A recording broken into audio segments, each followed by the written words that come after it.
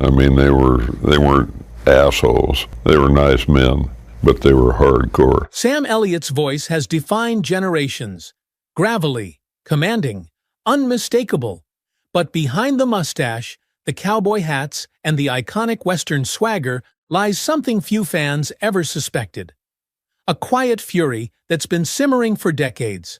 Because for all the respect Sam's earned over his 6-decade career, there are 6 actors he's never forgiven. Some for what they did to the craft. Others for what they did to him. Personally, professionally, or silently behind his back. He never named names, until now. At 80, he's no longer holding back. And when you hear who made his blacklist, you'll never see them the same way again. Let's start with the actor who made Sam walk off set and never return. Kevin Costner, the cowboy he couldn't stand. Sam Elliott built his career on authenticity. Every role, every line, earned. He wasn't just playing cowboys, he was one. Raised on ranches, steeped in the dust and discipline of the Old West, Sam brought something to the screen that felt lived in, weathered, and real. You could smell the leather in his voice. You could feel the years in his gaze. You believed him because he was the real thing.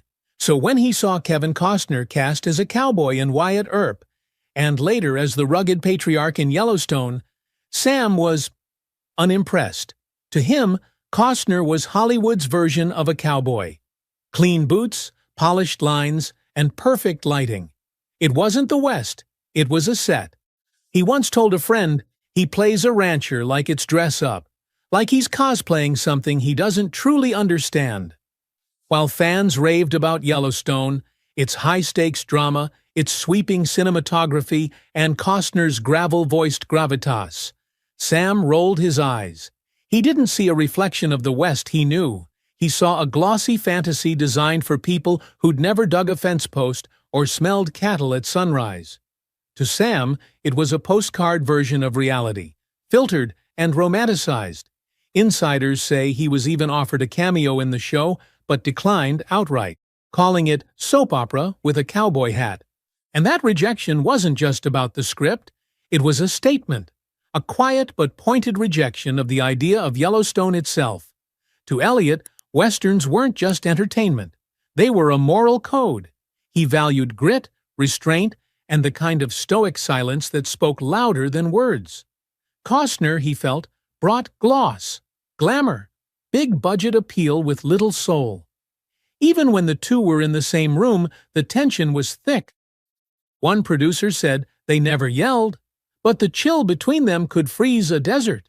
And that clash would only be the beginning. Benedict Cumberbatch, too British for the West. In 2021, Sam Elliott stunned fans and colleagues alike when he openly blasted the power of the dog. There was no sugarcoating, no carefully phrased diplomacy wrapped in vague compliments. His words were sharp, raw, unapologetically blunt, and they hit like a stray bullet in a quiet saloon, loud, sudden, and impossible to ignore. But it wasn't just about the film's pacing or its artistic choices. It was personal. Sam zeroed in on Benedict Cumberbatch, the British star of the movie, with razor-sharp disdain.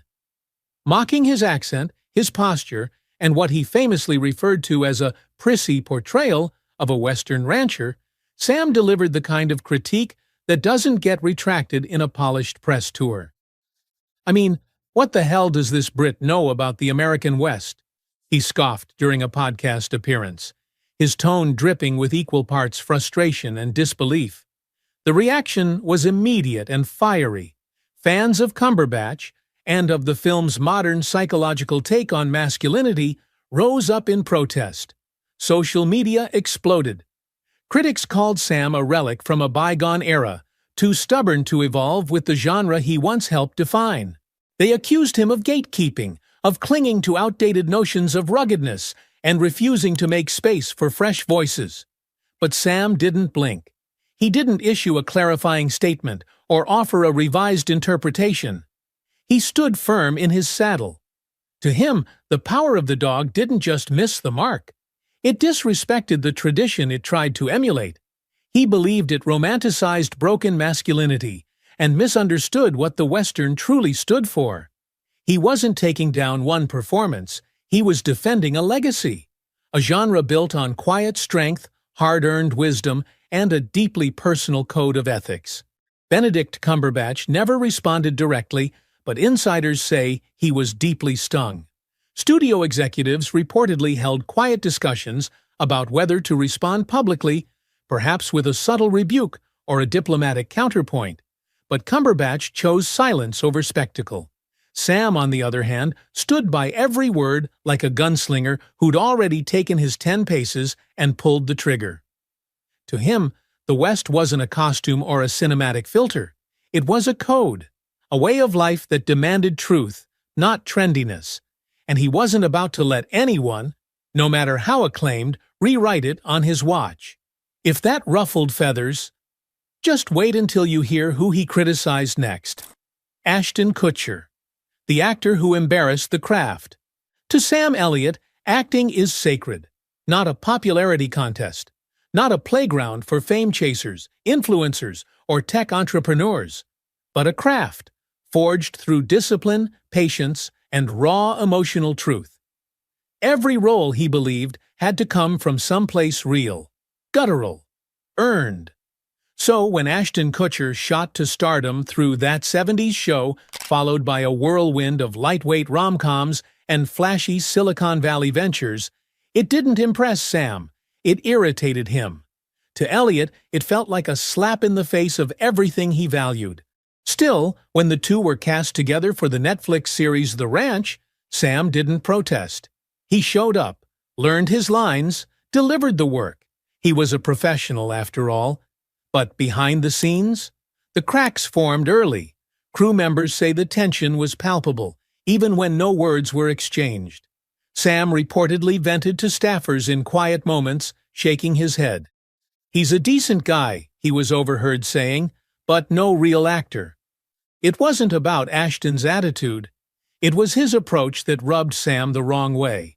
To Elliot, Kutcher embodied a new Hollywood, one where algorithms mattered more than authenticity, where follower counts outranked resumes, where charm and memeability replaced discipline and soul. To Sam, this wasn't evolution, it was erosion.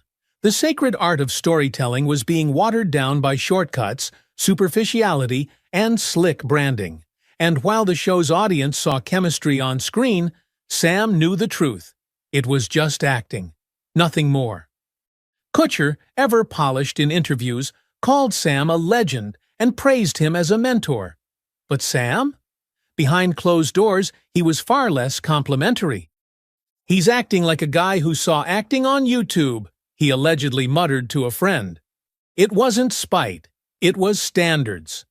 Sam wasn't holding a grudge, he was guarding a dying code, one that demanded presence, stillness, truth. He saw a world where storytelling was becoming spectacle, where tradition was being sold for clicks, and he hated it. The Ranch may have worked for fans, but behind the curtain? There was no brotherhood, no bond, only tolerance. And next came the name that truly shook Sam's world. Nicolas Cage. Too loud, too weird. Sam Elliott prizes subtlety. To him, the most powerful performances don't shout, they simmer. A raised eyebrow, a loaded silence, a single word, held just long enough to cut deep. He believed the soul of acting lived not in volume, but in restraint. The quiet, grounded kind of performance that doesn't beg for attention, it earns it. So when Nicolas Cage exploded into the mainstream with his eccentric, high-octane style, flailing limbs, bugged eyes, sudden outbursts, Sam didn't see brilliance. He saw chaos. To him, Cage wasn't channeling a character. He was putting on a spectacle. A one-man show that hijacked every frame and sucked the oxygen out of the scene. Even when they both appeared in Ghost Rider, Sam kept his distance on set. Polite? Yes. Respectful? Always. Warm? Not even close. In later interviews, Sam never named names, but his criticisms were pointed. He spoke of actors who hijacked the screen with ego, who turn every scene into their personal stage play. Louder, bigger, flashier. Friends close to Sam knew exactly who he meant. It was Cage. "He's more firework than flame," Sam reportedly told one confidant. "Big bang, no heat." While Cage built a cult, following on unpredictability and manic energy, Sam stayed loyal to a slower, steadier craft. He believed in underplay, in letting the audience lean in, not recoil. To Sam, Cage represented a disturbing shift in modern cinema, a thirst for shock over story, a love of chaos for its own sake. He saw it as style-overwhelming substance, acting as entertainment, not art. And while Cage won occasional awards and delivered performances that critics called brilliantly unhinged, Sam wasn't buying it. Not for a second. To him, no trophy could redeem what he saw as hollow theatrics. Because true acting, in Elliot's book, wasn't about going viral. It was about going inward, about truth, stillness, humanity, the very things he believed Cage had long since abandoned. But the most unexpected name, the one that hit the hardest, was someone Sam once considered a friend, Jeff Bridges, the friendship that turned cold. Sam and Jeff Bridges were once cut from the same cloth, gravelly, grounded, poetic in silence. They didn't need flashy monologues or dramatic breakdowns to own a scene. Their power came from presence, that rare, magnetic stillness few actors ever master. They were men who spoke volumes without raising their voices. Together, they starred in the cult classic The Big Lebowski, a film that would go on to become a cultural landmark. On screen, they were magnetic, two sides of the same coin. Off-screen, they shared laughs, long conversations, and what looked like a genuine friendship built on trust and mutual respect. But somewhere along the line, something fractured. Not in a dramatic explosion, but in a slow, quiet unraveling that neither of them acknowledged out loud. After Bridges won his Oscar for Crazy Heart, Sam reportedly noticed a shift. The man who once radiated humility and low-key charm began showing up in high-end fashion magazines, attending red carpets with political slogans on his chest, and appearing in sleek, curated press junkets. "He became harder to reach," said a source close to Elliot, "less grounded, more curated." To Sam, it felt like the honesty that once defined Jeff had been replaced by Hollywood polish. The simplicity they once swore by, their shared belief in letting the work do the talking, seemed to dissolve under the weight of celebrity. In a rare interview, when asked about past collaborators, Sam offered a cryptic but unmistakable remark. "Some folks change. Others just show who they always were." Many believed it was a direct shot at Bridges, and though Jeff never responded, true to his calm, diplomatic nature, the silence that followed was deafening. They stopped attending the same festivals, stopped supporting each other's projects, stopped being brothers of the screen. For Sam, the pain wasn't rooted in ego or rivalry. It wasn't about awards or politics. It was about something far more personal. It was the erosion of a bond he once thought unbreakable. A bond built not on fame, but on values. And when that crumbled, it left behind a quiet ache Sam rarely spoke about. Insiders say he felt abandoned, not through betrayal, but through drift, time. The slow realization that the man he once stood beside now stood somewhere else entirely. And that ache, the ache of lost brotherhood, was nothing compared to what came next. Because the final name was the one Sam never expected to confront. Jared Leto, the method gone mad. Sam Elliott's biggest pet peeve. Pretension, not confidence, not commitment, but the kind of over-the-top, look-at-me self-seriousness that turns art into performance art, for the actor's ego, not the audience's benefit. So when Jared Leto became known for his extreme method acting, sending rats to castmates, refusing to break character for weeks, turning film sets into psychological obstacle courses, Sam didn't see brilliance. He saw a gimmick. He wasn't impressed by the headlines or the Oscar. He was irritated by the spectacle. Sam once called it theatrics masquerading as talent, and he didn't mean it lightly. Privately, he was even more blunt. "If he needs that much effort to act," he reportedly said to a friend, "maybe he's in the wrong profession." To Elliot, great acting didn't need press tours or behind-the-scenes horror stories. It required disappearing into the role, quietly, efficiently, with dignity. It wasn't about turning the process into a carnival, it was about making the character real. Though Sam and Leto never shared a set, insiders claim that Sam was once attached to a film during its early development. He liked the story. He liked the director. Then he heard Jared Leto had been cast. He walked. No press release, no phone call, just a quiet but firm exit. That's how deep the line was drawn.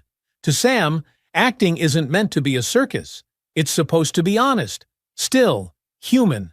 The kind of work that moves people, not shocks them. And that final name? It proved just how far the art form had strayed from its roots. At 80, Sam Elliott isn't chasing roles. He's chasing truth. And part of that truth? Some actors, no matter how famous, just don't deserve the pedestal. For Sam, acting is about honesty, tradition, and restraint. And if that means standing alone, he's fine with that. Because in a town full of noise, Sam Elliott remains the last real cowboy. But now, we want to hear from you. Which of these feuds surprised you the most? And do you think Sam was being harsh or just honest? Drop your thoughts in the comments. And don't forget to like and subscribe, because more Hollywood secrets are coming soon.